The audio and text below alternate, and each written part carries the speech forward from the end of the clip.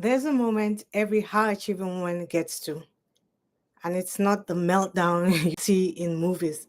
It's the moment where you realize you can't fool yourself anymore. So when someone asks you casually, "How are you?" Like typically you'd say, "I'm okay." At least that's what I would. You start talking for 10 minutes straight. You're talking about your man, your mom, your money, and you're just not able to say, "I'm all right," you know, because that doesn't work anymore. It doesn't work with them, and it certainly doesn't work with you anymore because your body hears you. You hear yourself, and your body does not agree. Your spirit doesn't agree either. And that's when things start to shift. And the shift won't necessarily be this big collapse or falling apart where it's like, oh, my life is over and all that, you know. Typically, we don't get to that point. Many of us high achieving women, we never hit that dramatic collapse of things. What happens instead is that we shut down long before that. I have a new mic. I don't know if it's working. We get quiet. We begin to numb ourselves. We begin to numb ourselves with work, with wine, with cocktails, with edibles, tasks, books, podcasts, even. And because these things don't look like a breakdown in and of themselves, in the traditional sense that we say, oh, this person had a breakdown, we begin to convince ourselves that we're okay. But trust me, that shutdown, that's the signal. And the uncomfortable truth, half the time, we're not fine. We're just performing that we are. We're maintaining the version of ourselves that the world expects, where we're still looking competent, showing up, we're still looking put together, we're unbothered. And because we're high functioning, I call it the high functioning curse, we get so good at it that we even start believing ourselves until the cracks start to show. And so these are some ways that that shift sneaks in quietly. You wake up tired, even after 7, 8 hours of sleep, or after you should be well rested. You're doing the things you typically do every day. You're doing them right the way you've been doing, the way that has proven to be successful for you, but you feel this disconnect. It's like you're watching yourself from the outside in and you're not feeling anything or not feeling much. And the life that you created, the life that you're living, which looks good, which has the markers of success, does not feel like you anymore. You don't feel yourself inside of it anymore. And I want to be really, really clear. You are not weak. Let's remove that off the table if that came into your thoughts. You're not failing yourself. You're not going through a phase in that sense or in any way. It's simply what unfortunately happens when self-abandonment takes over. And because of the years and years of conditioning societally, culturally, we do not know what is happening. And so we tend to just blame it on things. I want you to remove yourself from that blame, um, from that way of living, of way of blaming yourself. So instead, when this shift starts happening, when you're functioning but you're not present, when you're waking up tired even after resting, when you're moving through your day without feeling yourself in it, it's your capacity talking. So, what I would love for you to do in the moment is to pause and do what I like to call a capacity check. And a capacity check isn't you trying to tease yourself or fool yourself into continuing. It's not a moment where you say, can I push through this? Should I push through this? That's not what it is. You're not testing how capable you are. You are capable. The point is for you to, in that moment, check in with yourself and say, what is this moment trying to tell me? What is this period where I'm waking up after 9, 8 hours of sleep and I'm not feeling rested? What is it about? What is this period or this time frame or this day where I do all these things, I accomplish all these goals, I make all this money, I get this accolade, I graduate? What is this phase? And I don't feel like myself. I don't feel anything at all. What is this period or time trying to tell me?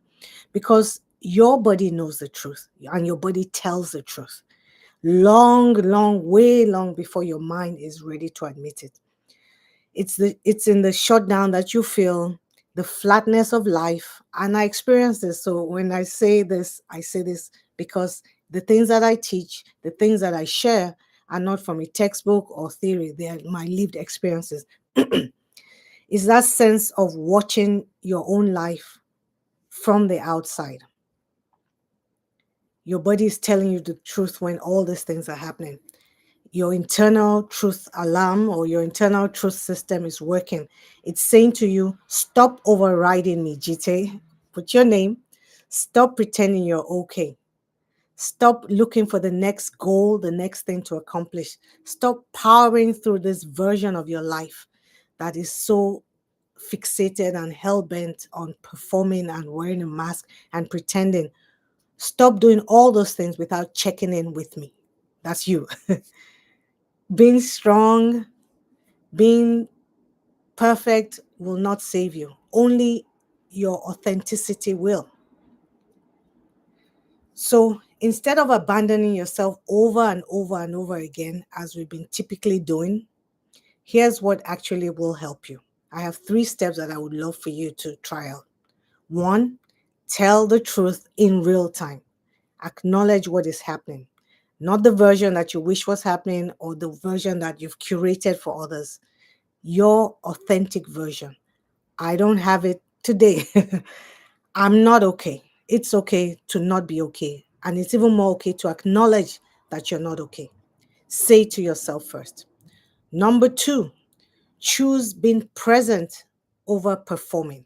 So, in the moment when whatever is happening, when that shift is happening, be present to it. Don't just push through and continue with the performance. Slow down so that you can hear yourself. Close your eyes. You see more when your eyes are closed, believe it or not. Pull yourself back into the moment. And even if it's just for 30 seconds, pause, close your eyes, and check in. What is happening? Be present. And that's you basically returning to yourself, checking in with yourself.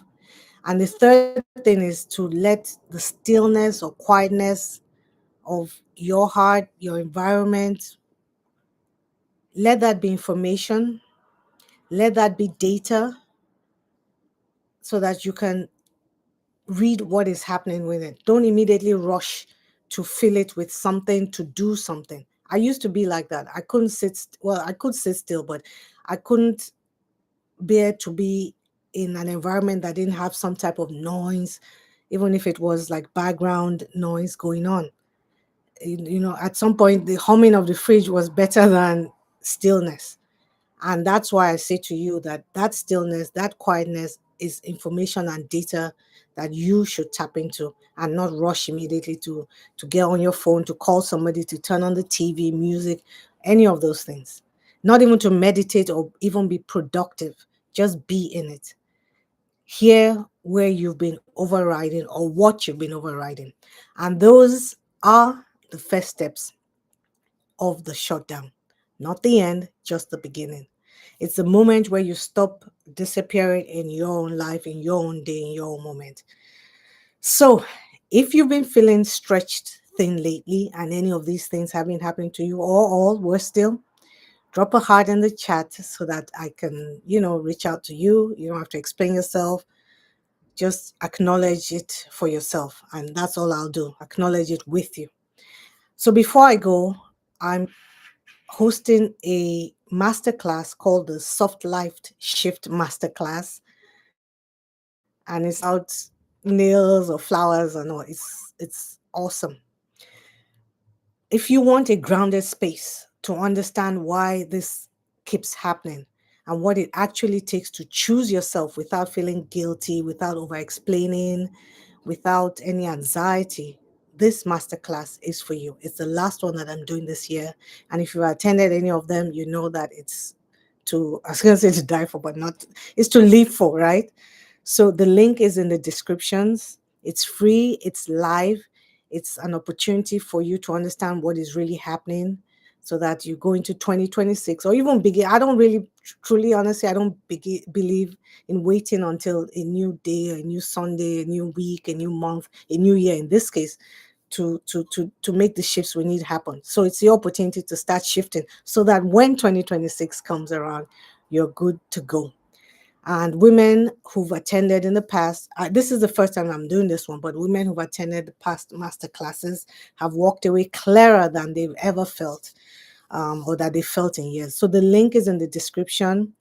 Join me and the other ladies, and I'll see you in the next live.